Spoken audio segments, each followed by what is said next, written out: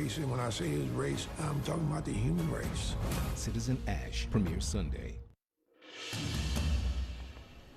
This just into CNN, a new decision just handed down moments ago from the Supreme Court, ruling that certain gun crimes are not, quote, crimes of violence. Yeah, this is not the bigger gun case that we were looking for Right. from New York State, but it does have impact. Let's bring in CNN Justice correspondent Jessica Schneider now. What do we know about this ruling? Yeah, this could definitely have an impact, Jim and Poppy. You know, this could actually lessen the sentences for certain convicted criminals. So this is a case from the Supreme Court. We're in the midst of opinions being handed down right now. What was just handed down was a case concerning the Hobbs Act. This is actually a federal statute dealing with interstate robbery. And the Supreme Court saying here that Hobbs Act in and of itself, attempted robbery or actually completed robbery, isn't necessarily a crime of violence. And why does that matter? Because if it was considered a crime of violence, anyone convicted for Hobbs Act robbery would automatically get a sentence addition. This particular defendant, he was convicted of attempted Hobbs Act robbery, and because he had a gun, it was considered a crime of violence, which increased his sentence by 10 years. So now the Supreme Court saying that it's not automatically a crime of violence, that it won't automatically trigger this additional sentence. So now this particular defendant can go back and try to get his sentence reduced, and other defendants, other criminal people who have been convicted for this particular Hobbs Act crime can now go back and challenge their sentence, possibly reducing it by 5 years, maybe up to 10 years as this particular defendant. So this is notable. This was a 7-2 decision written by Justice Gorsuch. Justices Thomas and Alito dissented here, but a win for criminal defendants who might be challenging their sentences in this particular case, guys. Yeah, an interesting decision. Jessica Schneider, I know you're waiting many more. We may get back to you very soon. Stand by, and thanks for that reporting. Well, today, 17 million more children in the United States are finally eligible to be vaccinated against COVID-19. The CDC has signed off on vaccinations for children between 6 months old and 5 years old, marking another major milestone in this nation's fight against COVID. President Biden and the First Lady are expected to visit a vaccine clinic for children under 5 later today. I'm happy to bring in CDC Director Dr. Rochelle Walensky. Well, you made our household happy this morning. My son, Luca, is very happy he can catch up with his sister and get a shot. Let's tick through some key questions quickly, Doctor, that parents have. Explain why to parents the CDC has recommended vaccines for small children. Yeah, thank you, Poppy. Delighted to have this weekend's action, which brought 2 different vaccines, both the Pfizer and Moderna vaccine, demonstrating data of both safety and efficacy to our youngest, those between the ages of 6 months and 5 years old, both demonstrating safety and efficacy. Okay, so we know that less than 30%, though, of children ages 5 to 11 who are already eligible to get fully vaccinated actually are fully vaccinated. Many parents are hesitant. The numbers clearly show that. What do you say to them? Yeah, you know, we had 2 independent panels, both at the FDA as well as at the CDC, demonstrate and go through the data very carefully, very publicly. What we know is that confidence is going to grow over time. We saw that with adult vaccination when first rolled out. About 35% of people were interested, but we now have nearly 90% of people who've had 1 dose. So we have work to do with our trusted messengers, pediatricians, healthcare providers, pharmacists across this country, and that hard work starts right now. What do you say to parents who are scratching their head this morning thinking, well, my child just had COVID, so why should I get them vaccinated? Do those children need a shot now? Yeah, you know, data have demonstrated in older cohorts and even early data in these younger cohorts, these younger groups of children, that if you've previously had COVID, you are still at risk of getting it again, and that you are protected more if you've been vaccinated than if you aren't vaccinated. So we do know that vaccination in that setting when you've previously had infection actually does work to prevent disease and severe disease specifically. COVID-19 deaths are hovering around 250 a day, and it's a significant decrease from where we were. It's actually at really the closest level to the lowest of the pandemic. Can you help us understand why that is when we still have less than 70% of the total population vaccinated? Yeah, well, first I'll say that 250 deaths per day in my mind is still far too high, but it is certainly much less than we have seen previously. And I think that that's for several reasons. One is we do have a lot of people who've been vaccinated, many people who've also been boosted, but also because we know that with this Omicron variant, and specifically the subvariants that we have circulating right now, they tend to cause less severe disease. So the combination of more protection that is out there, either because people have been previously infected or because they've had vaccination or both, as well as COVID being, Omicron being a less severe subvariant, likely contributes to the reason that we don't have more deaths right now. Again, in my mind, still 250 is too high. I think the real key here one of the keys to getting young children vaccinated is trust, right? I mean, I hear it from friends of mine from all walks of life. And a key issue in trust is credibility of the agencies, right? And as you know, the CDC has been criticized for its messaging, criticized for the rollout of the change in quarantine and isolation issues. And what it's led to is polling that shows, just in January, that less than half of Americans trust the CDC. And there's been a 25% decline in trust of your agency from the beginning of the pandemic until January. I wonder what this experience has taught you. Right? What does your team need to do better so especially parents trust for their kids? Yeah, we have much work underway in regard to that. What I would say to parents is there are numerous voices out there. If you go to the American Academy of Pediatrics, other American Medical Association, many other independent organizations are encouraging vaccination for those 6 months and above. Now that we have a greater than 6 months, we have a lot of work to do to restore public health infrastructure in the country and at the CDC specifically, and that hard work is also underway. I know you've done this internal review. Is the public going to see that? And if so, when? Right.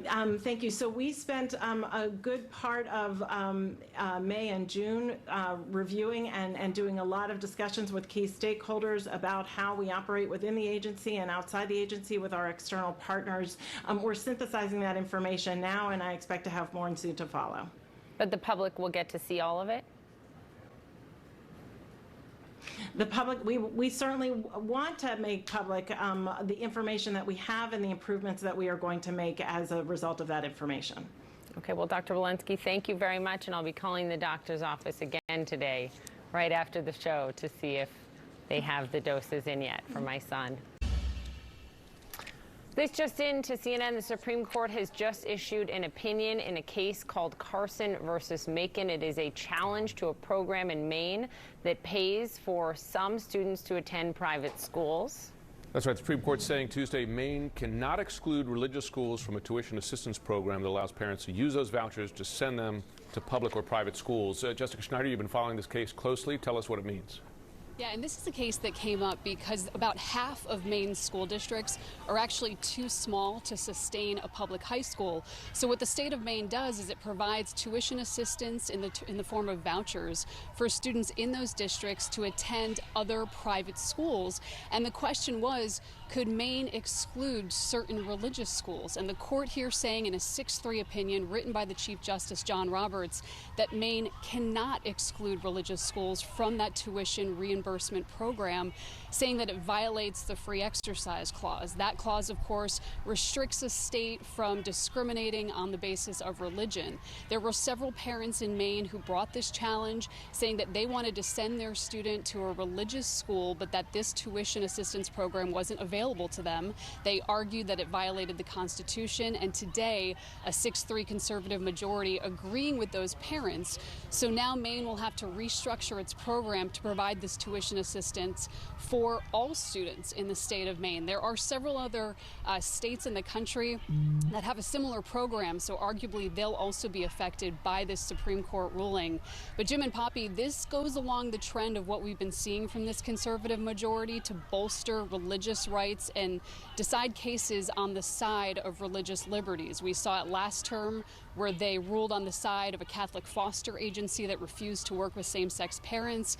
We saw it back in 2017 when the court there said that states could not exclude church playgrounds from any state funding that they gave to resurface all playgrounds. So this is just the latest trend, and this a big win for those parents in Maine who said that their students, their children should also be receiving this tuition reimbursement that went to students at all schools. They said it should go to students as well at religious schools. This was something that we saw at oral arguments. The conservative Justice Brett Kavanaugh said basically all they want is equal treatment to attend the same schools that other students do. So this case now decided in favor of those parents who argued that their students should be entitled to this tuition reimbursement as well, Gus. Let's bring in CNN Chief Legal Analyst Jeffrey Toobin and former federal prosecutor Jennifer Rogers. So Jessica laid that out so well, Jeffrey. This has been coming. This has been building. It was the Chief Justice Roberts who in 2017 wrote that opinion in Trinity Lutheran and said, no, you can't exclude religious schools from a grant to resurface playgrounds. But he left for another day, and I guess that day is today, this bigger decision. What does it mean for the country? Well, this, again, is just part of a major trend, and the larger subject is, can the government fund religious schools? Can taxpayer dollars go to schools that are openly religious? Now, under the free exercise clause, we have parochial schools in this country, and we have parents can educate their children with under any sort of religious, any religion they like. However, there is also the Establishment Clause of the First Amendment, which said the Congress cannot establish a religion. And historically, the court has said, if there is government money going to religious institutions, including schools, that is a violation of the Establishment Clause. That idea is breaking down under the conservative majority. There are more and more opportunities, whether it's funding textbooks, whether it's funding playgrounds, now scholarships, where it is permissible for the government to give money to religious institutions.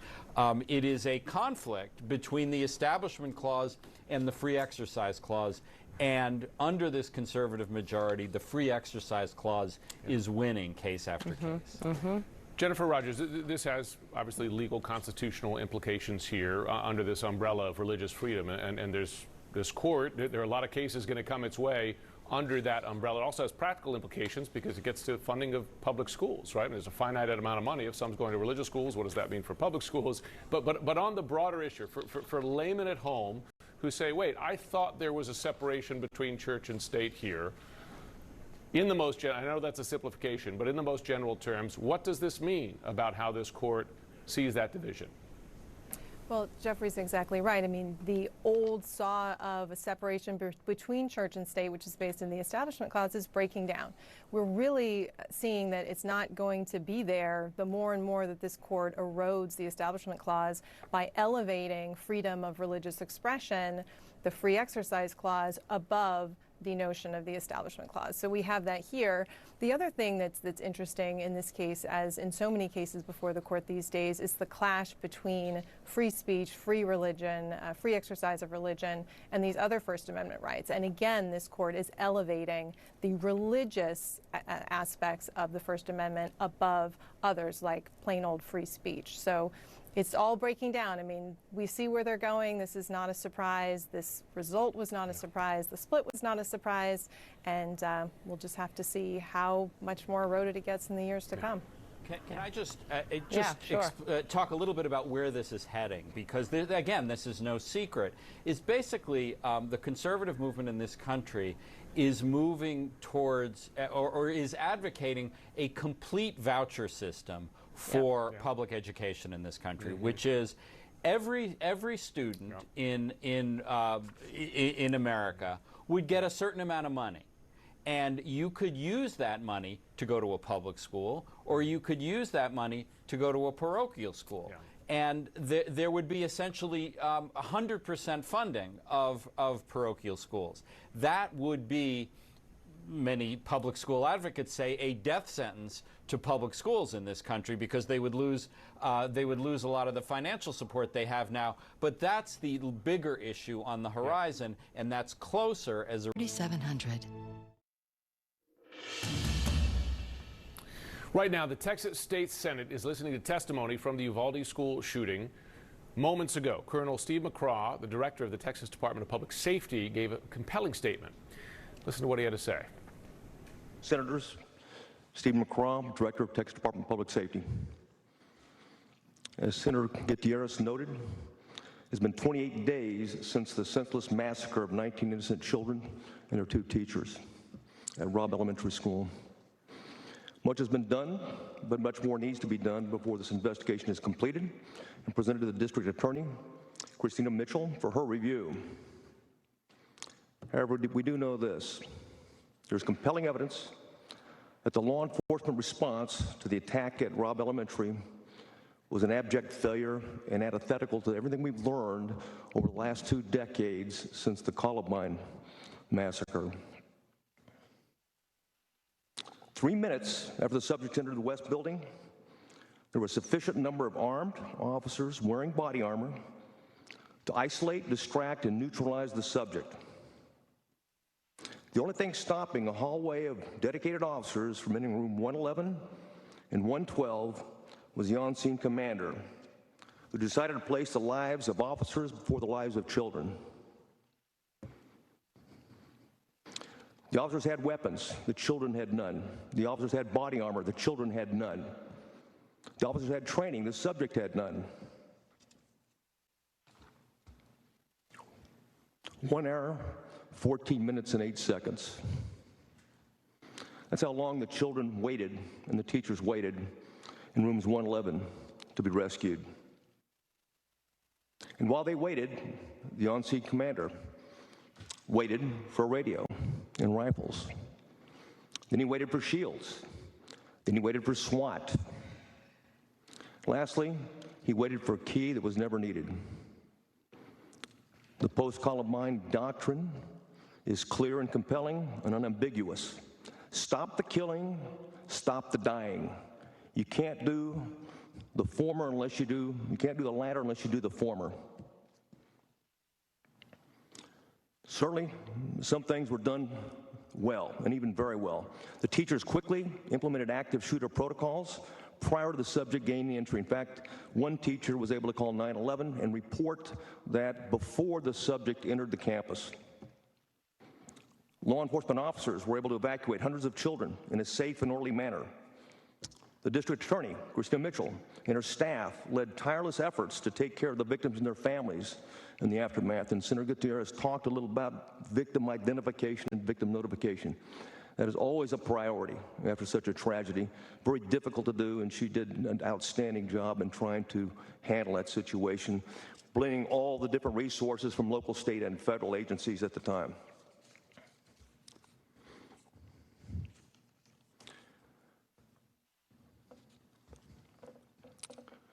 Importantly, what I'd like to know that at the time of this death,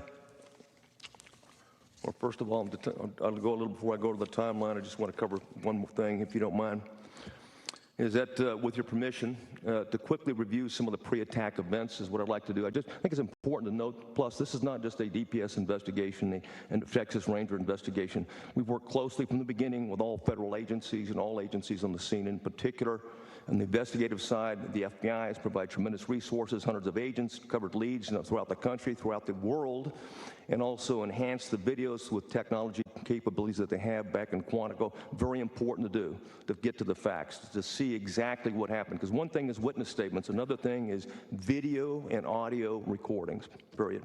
So we're grateful for them. We're also grateful for ATF in terms of the initial phases as it relates to the firearms and weapons that were involved and ammunition. And their efforts continue. In fact, we'll continue to use the FBI in this regard. There's more interviews to go. We got re-interviews to do. So again, we're not done at this point in time, and we won't be done until the district attorney is satisfied that the investigation is completed and we're satisfied that what we have is correct. I can tell you just a quick overview of the subject. At the time of his death, he was 18 years old, lived with his grandparents on Diaz Street, which was 0.29 miles from Robb Elementary. You've been listening there to testimony just moments ago by the director of the Texas Department of Public Safety, Colonel Steve McCraw. And I think you could describe it as disgust, right? You could hear it in his voice. In his words, he said the on-scene commander chose to put the lives of officers before the lives of children. Yeah. Yeah, you could hear, Jim, when he said 1 hour, 14 minutes, 8 seconds, those children in the room, 111, he essentially said had nothing. And then, as we bring our Rosa Flores in here, who has been digging and digging for weeks for answers, Rosa, the fact that he said they waited for a key that was never needed. That door wasn't locked, they're saying. You know, Poppy, there's so many things that stand out about what Colonel McCraw is saying here. To start off, he calls all of this an abject failure based on all of the training and learnings since Columbine. And of course, we all have learned this because we've been covering these stories, and that is that when there is an active shooter, law enforcement go and stop the threat. Period. And that is exactly what didn't happen here in Uvalde. That's why the anger, the heartbreak is palpable in this community, because they have been getting drips and drabs of information. The story has changed multiple times, and now this is the latest episode in this story, with Colonel McCraw delivering this latest timeline before the Texas Senate. But we've been covering a Texas House committee that has been behind closed doors, and now we're learning more details. According to Colonel McCraw, what he said is that in the first 3 minutes, there were at least 11 officers, and we learned this from sources, 11 officers that entered that school. At least 2 of them had long guns. Now, when there's discussion about the weapons that the officers had to stop the threat in comparison with the weapon that the gunman had, that is why he's making that statement, to make it clear that these officers, at least 2 of them had long guns. There were 11 officers that entered into the school. And Jim and Poppy, we are learning much, much more. One of the important details that stands out to me from just looking at the timeline that he's about to go over is that it was 24 seconds, the time that it took the shooter to enter the school and start shooting. Jim and Poppy. Lord, just alarming. He said sufficient number of armed officers wearing body armor to isolate, distract, and neutralize, that means kill, the subject. Remarkable. Rosa Flores, thank you for staying there on the ground and for trying to get all these answers. I'm glad the public can now see some of this in public testimony.